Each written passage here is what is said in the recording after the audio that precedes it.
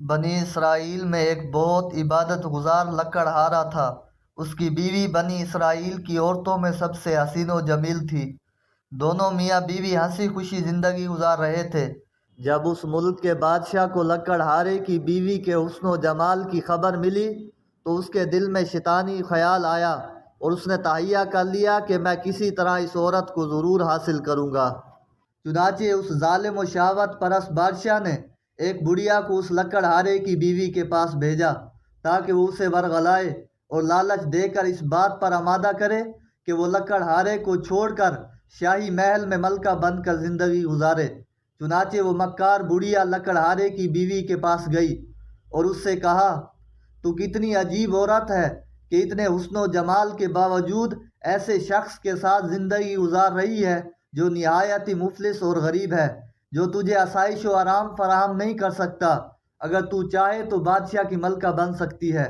بادشاہ نے پیغام بھیجا ہے کہ اگر تو لکڑہارے کو چھوڑ دے گی تو میں تجھے اس جھونپڑی سے نکال کر اپنے محل کی زینت بناؤں گا، تجھے ہیرے جواہرات سے آراستہ کر دوں گا، تیرے لیے ریشم اور عمدہ کپڑوں کا لباس ہوگا، ہر وقت تیری خدمت کے لیے کنیزیں اور خدام ہاتھ باندھے کھڑے ہوں گے اور تجھے اعلیٰ درجے کے بستر اور تمام سہولتیں مل جائیں گی۔ بس تو اس غریب لکڑہارے کو چھوڑ کر میرے پاس چلی آ۔ جب اس عورت نے یہ بات سنی تو لالچ میں آ گئی اور اس کی نظروں میں بلند و بالا محلات اور اس کی آسائشیں گھومنے لگیں۔ چنانچہ اس لکڑہارے سے بے رخی اختیار کر لی اور ہر وقت اس سے ناراض رہنے لگی۔ جب اس نیک شخص نے محسوس کیا کہ یہ مجھ سے بے رخی اختیار کر رہی ہے تو اس نے پوچھا، اے اللہ عز و جل کی بندی، تم نے یہ رویہ کیوں اختیار کر لیا ہے؟ یہ سن کر اس لالچی عورت نے مزید سخت رویہ اختیار کر لیا۔